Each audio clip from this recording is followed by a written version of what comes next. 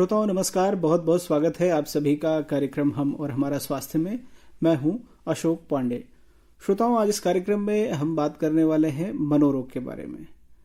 मनोरोग किस तरह की समस्या है, इसको लेकर के हमारे समाज में किस तरह की भ्रांतियां हैं और इस रोग से हम किस तरह अपना बचाव कर सकते हैं, इन बिंदुओं की आज हम चर्चा करेंगे। और इस बारे में जानकारी देने के लिए हमारे साथ स्टूडियो में डॉक्टर अच्युत कुमार पांडे जी हैं। आप प्रोफेसर हैं department of psychiatry IMS BHU में। अच्युत जी नमस्कार, बहुत बहुत स्वागत है हमारे स्टूडियो में और इस कार्यक्रम में। नमस्कार डॉक्टर साहब, मनोरोग की जब हम बात करते हैं तो ये समझना मुश्किल होता है कि ये किस तरह की बीमारी है, क्योंकि शरीर के किसी हिस्से में कोई दर्द नहीं होता, कहीं से कोई ऐसी समस्या नहीं होती।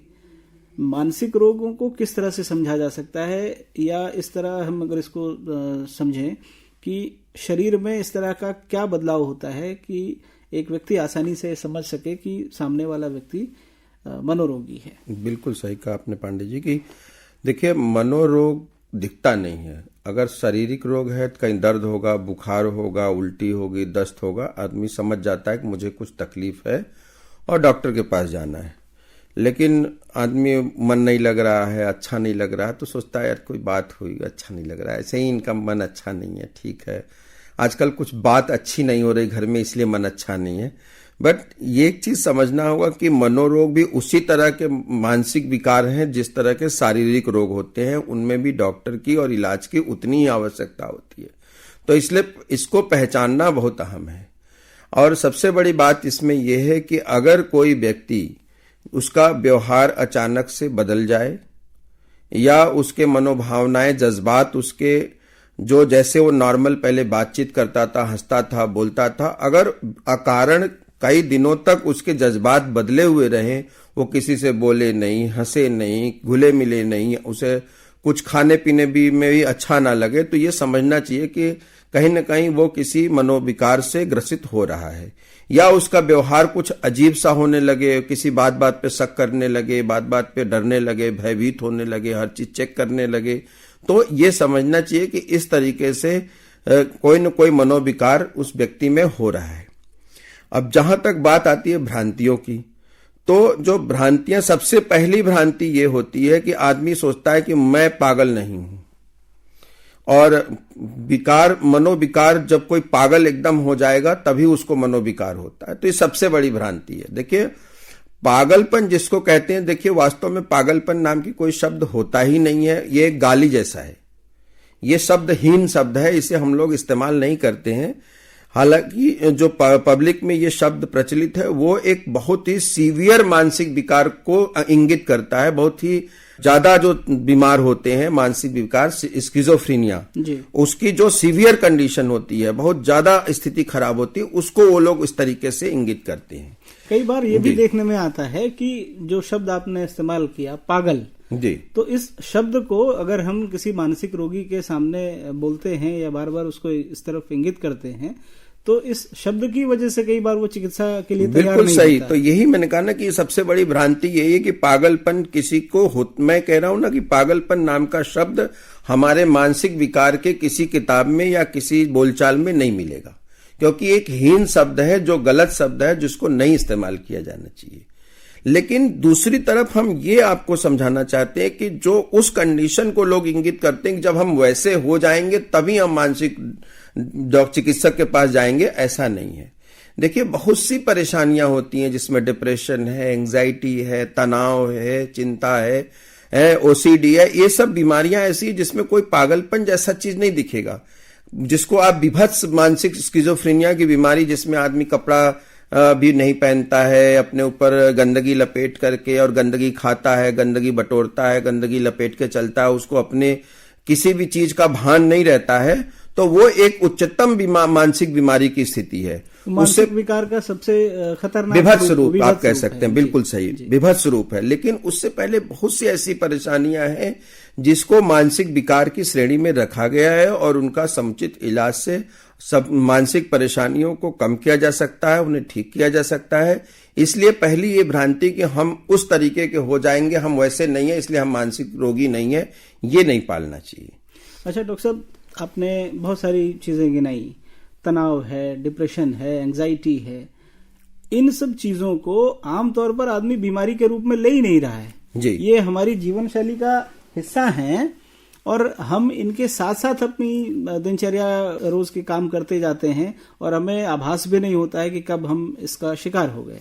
नहीं, देखिए, बीमारी तभी इसकी मानी जाती है जब वो लक्षण, वो परेशानियां आपके काम में अवरोध करने लगे, आपके दिनचर्या में अवरोध करने लगे, आपको नींद नहीं आ रही है, आप ऑफिस में जा रहे हैं तो काम करने में आपका मन नहीं लग रहा है और आपकी जो आउटपुट होनी चाहिए वर्क की वो आउटपुट आ नहीं रही है, आप खाना भी नहीं ठीक से खा पा रहे हैं, तो आपकी शारीरिक कमजोरी भी आती जा रही। तो जब किसी तरह से आपके फिजिकल, मेंटल और सोशल, पर्सनल इश्यूज, जब ऑक्यूपेशनल इश्यूज हैम्पर करने लगते हैं, तभी इसको विकार की संज्ञा दी जाती है। जब तक आदमी उसको अपना मैनेज करके अपनी नॉर्मल दिनचर्या जी रहा, तब तक वो मानसिक विकार नहीं है। थोड़ा बहुत समस्याएं सबके साथ होती, तनाव, थोड़ी चिंता तो सबके साथ होती है, ऐसा कोई बड़ी बात नहीं। लेकिन अगर वो चिंता इतनी बढ़ जाए कि उसी चिंता के इर्द गिर्द आपके जीवन घूमने लगे और बाकी चीजों की आप चिंता न कर सकें, बाकी चीजों के बारे में आप सोच ही ना पाए, अपना भोजन ठीक से न कर पाए, नींद न ले पाए, लोगों से बोलचाल न पाए, तो अपने काम ठीक से न कर पाए, तो ये बीमारी का रूप ले लेता है। तो ऐसे समय में इलाज की आवश्यकता पड़ती है और इलाज से फायदा भी होता है, आपका वर्क आउटपुट भी बढ़ेगा, नींद भी अच्छी होगी, स्वास्थ्य भी अच्छा होगा। तो इसलिए इलाज लेने में कोई संकोच नहीं करना। अच्छा, मानसिक रोगी के साथ जो एक सबसे ज्यादा समय अगर किसी व्यक्ति का बीतता है तो उसके परिवार के सदस्यों का होता है, तो ऐसे में पारिवारिक सदस्यों की भूमिका बड़ी महत्वपूर्ण हो जाती है कि उनका व्यवहार उस व्यक्ति के साथ किस तरह का हो। देखिए, सबसे बड़ी बात है कि ये एक और भ्रांति है परिवार के लोगों में कि ये बीमार नहीं है, ये अरे ऐसी बिना बात के ये परेशान हो रहे हैं या नाटक कर रहे हैं, या ये अरे इनको कोई कमी तो है नहीं, खाने पीने सब चीज भरा हुआ, लेकिन फालतू में ये अपना सोच रहे हैं। तो ये जो चीजें परिवार के सदस्य कहने लगती हैं, ये चीजें बिल्कुल सही नहीं है। परिवार के सदस्यों को इस भ्रांति से बाहर आना चाहिए। उनको ये समझना चाहिए कि ये बीमारी है, एक रोग है जिससे व्यक्ति ग्रसित है। ऐसे डिप्रेशन के होने पर आदमी को सब भरा रहेगा, सब अच्छा चल रहा होगा, सब चीज खाने पीने का, फिर भी किसी चीज में मन नहीं लगेगा।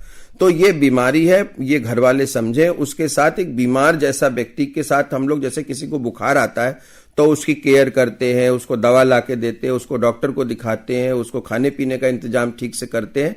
उसी तरह से मानसिक अगर कोई विकार हो जाता है, मानसिक रोगी के लिए भी केयर करना चाहिए। परिवार के सदस्यों को उसको बार बार ये नहीं कहना चाहिए कि फालतू में सोच रहे हैं, वो जानबूझ के नहीं सोच रहा होता है, उस तकलीफ में है, बीमार है, तो बीमार जैसा उसके साथ व्यवहार हो, उसको डॉक्टर के पास ले जाएं, उसके दवाई दें, उसको समय समय से उसको खाने पीने का इंतजाम करें, उसके रेस्ट का इंतजाम करें, उसको काम करने के लिए ज्यादा फोर्स ना करें। भाई, बीमार के साथ ऐसा ही सलूक जैसे और बीमारियों में होता है, वैसा ही सलूक घर वाले उनके साथ करें तो जल्दी ठीक हो जाते हैं। मानसिक रोग क्या हेरिडेटरी भी हो सकता है, आनुवंशिक तरीके से? बिल्कुल, इसमें देखिए दोनों तरीके से हेरिडिटरी भी होता है और साइकोसोशल जो एनवायरमेंटल फैक्टर भी होते हैं वो भी एक्सेंचुएट करते हैं।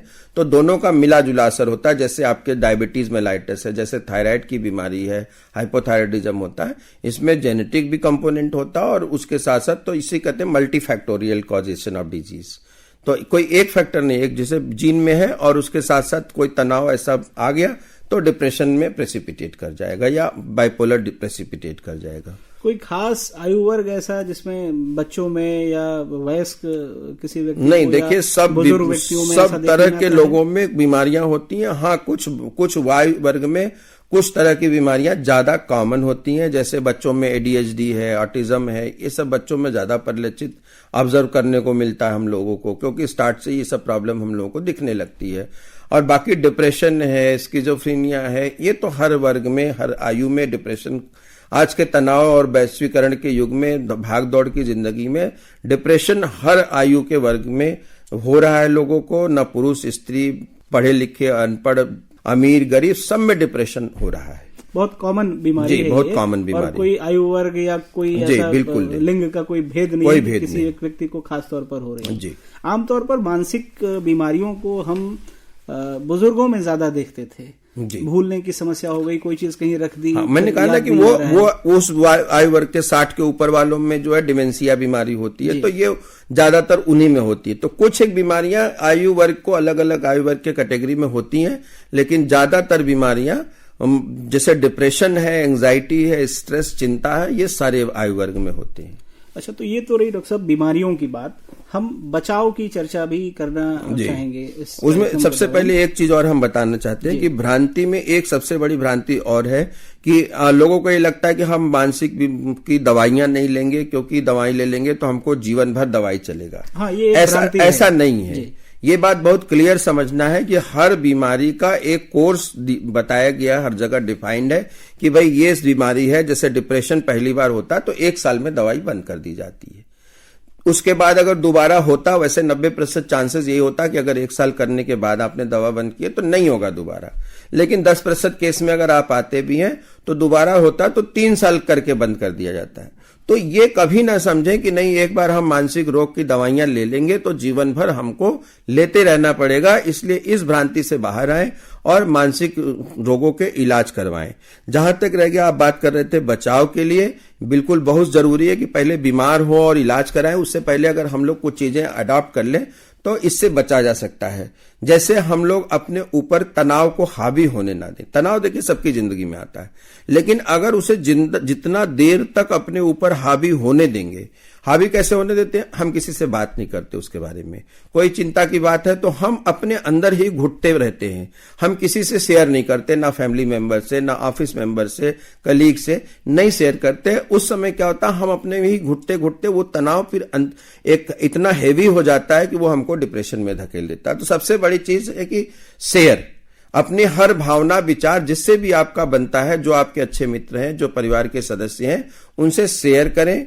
नंबर 2, दैनिक दिनचर्या का, अपने रेगुलर एक नियमित दिनचर्या का पालन करें, जिसमें योगासन है, व्यायाम है, कुछ मानसिक व्यायाम है जैसे डीप ब्रीदिंग वगैरह, रिलैक्सेशन अपने को वो नियमित रूप से करते रहे। आहार संतुलित लें और उसके साथ साथ थोड़ा रिक्रिएशन पे, जैसे मनोरंजन पे भी ध्यान दें। ये ना हो कि दिन रात केवल काम में लगे हुए हैं। परिवार के साथ भी कुछ समय बिताएं, अपने कुछ मनोरंजन के साधन हो जिससे परिवार के साथ थोड़ा सा हंसी मजाक, हंसे बोले, जिससे कि आप तनाव से मुक्त रह सकते हैं और उससे आपका जो है डिप्रेशन होने के और मानसिक विकार होने के चांसेस कम रहेंगे। डॉक्टर साहब, वक्त हो रहा है कार्यक्रम को समाप्त करने का, और जिस दौर में हम बात कर रहे हैं अभी बोर्ड की परीक्षाएं भी शुरू हो चुकी हैं। बच्चों के लिए एक अलग सा प्रेशर होता है, अलग से तनाव दबाव का माहौल होता है।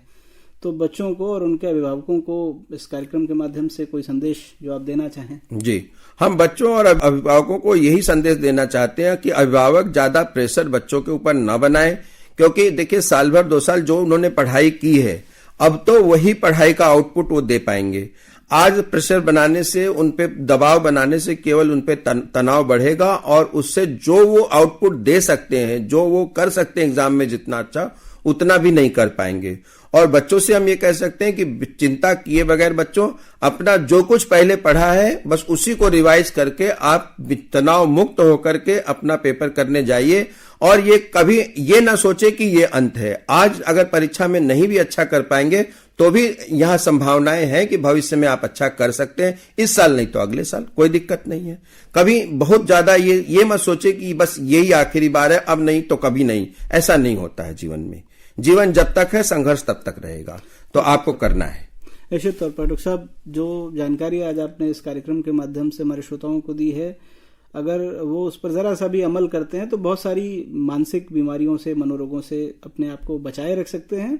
और अगर परिवार में कोई सदस्य ऐसा है जो मनोरोगी है तो उसके साथ किस तरह का बर्ताव करना है, ये जानकारी भी आज के कार्यक्रम के माध्यम से हमने श्रोताओं को दी। आप आए, आपने समय दिया, आपको बहुत बहुत धन्यवाद। Thank you. कितना ड्यूरेशन